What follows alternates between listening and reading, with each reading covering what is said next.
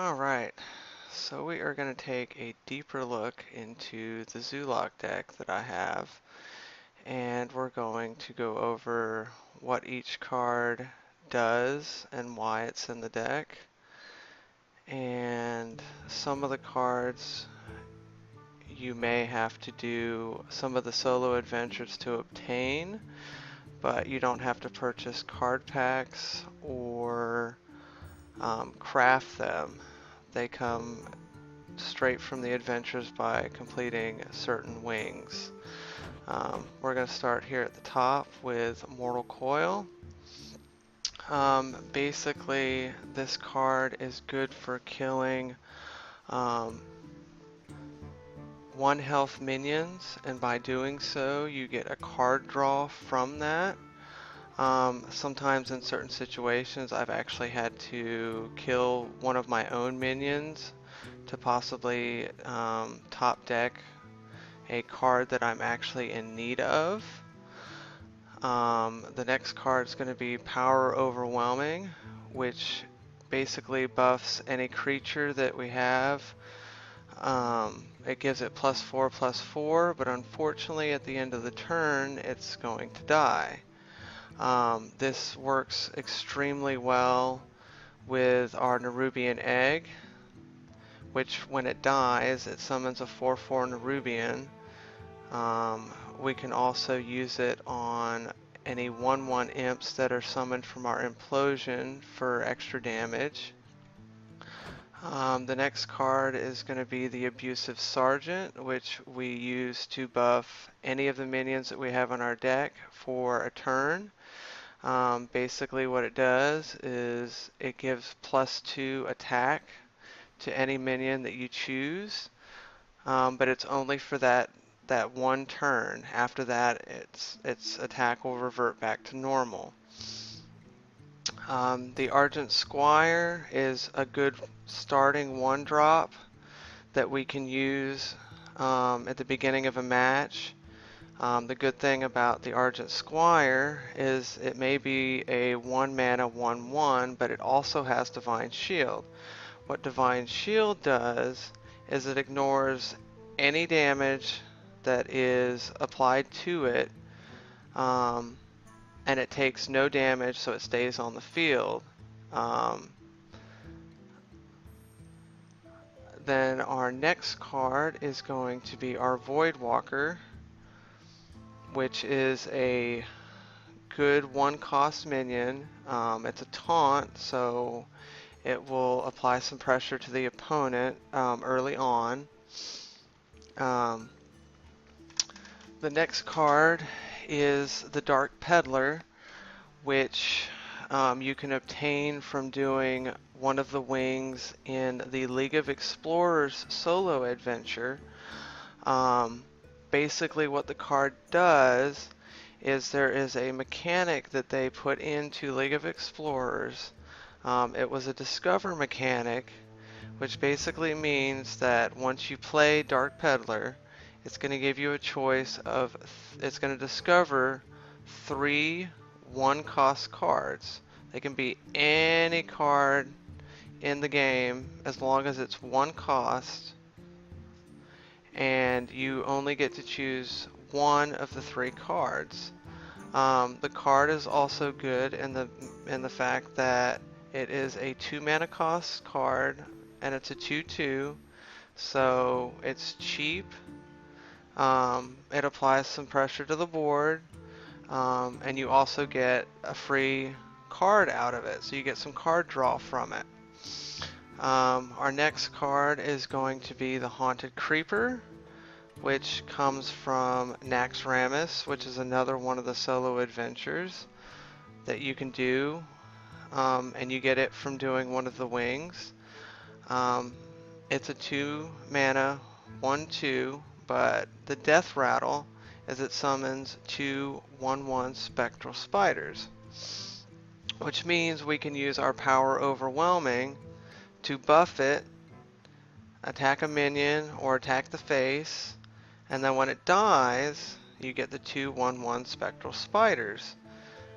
And the 2 1/1 spectral spiders, if we needed a card For a certain situation, we could use our Mortal Coil and do 1 damage to it, kill it, and get a card draw out of it.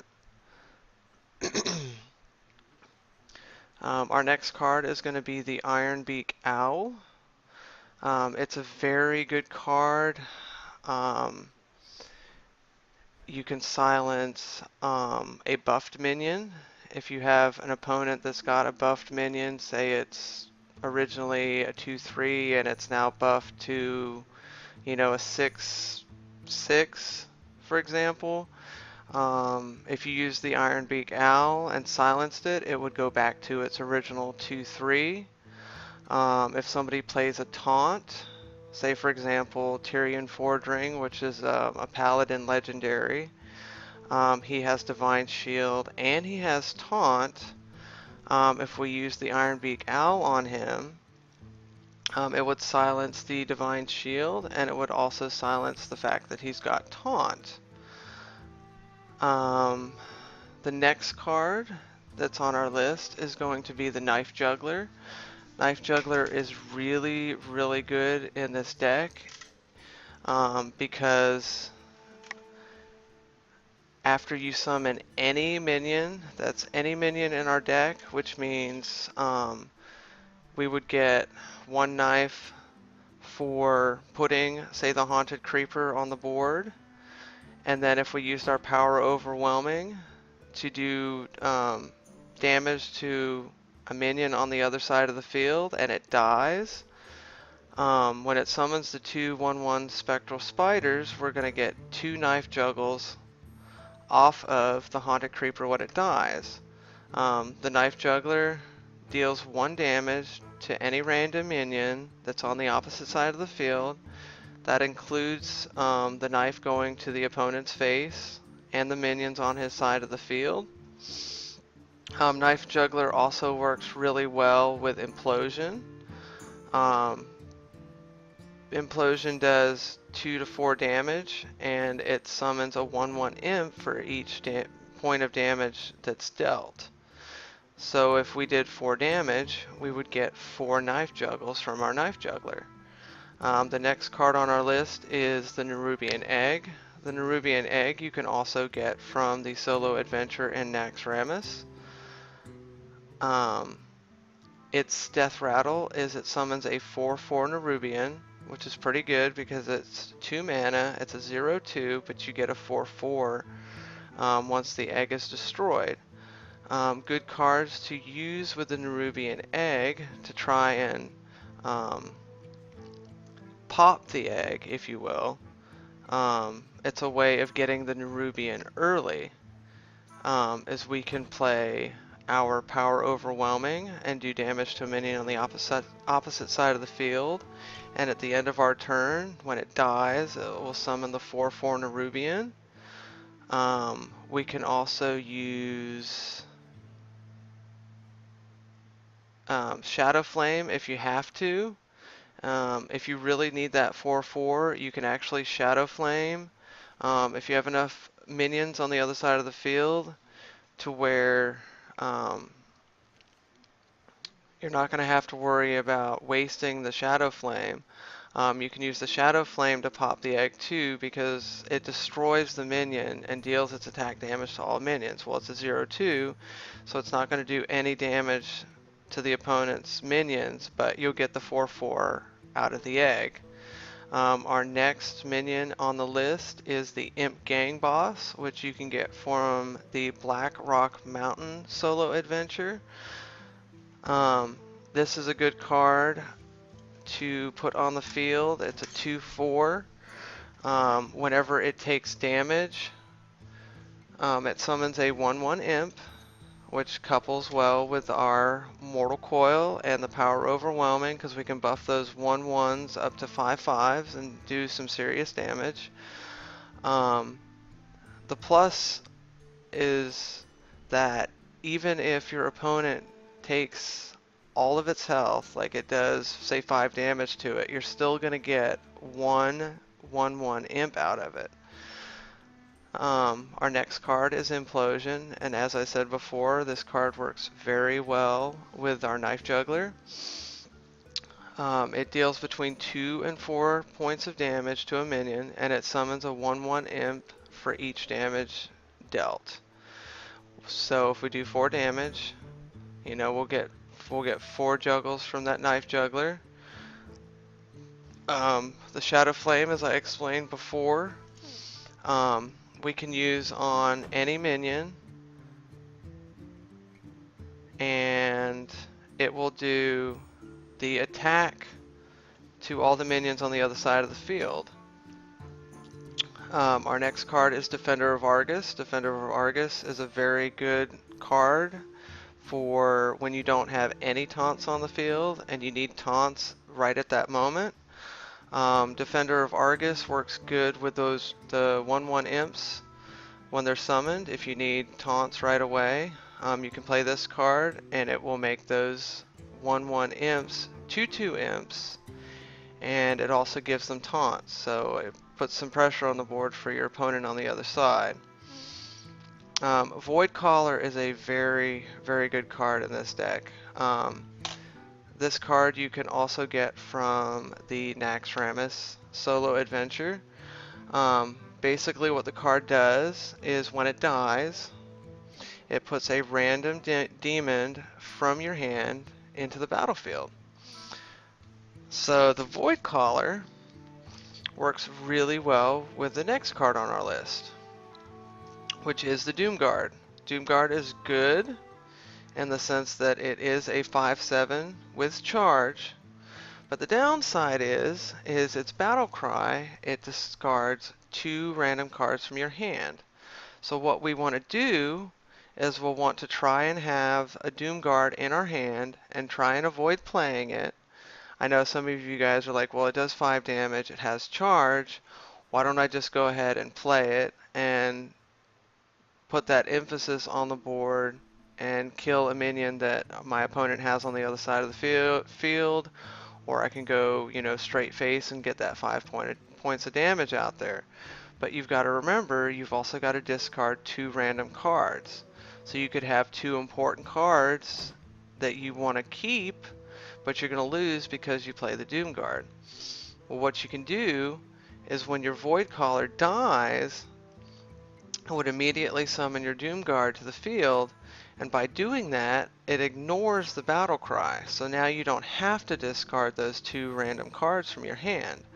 So the Void Caller works very well with the Doomguard. Dr. Boom is a very good legendary.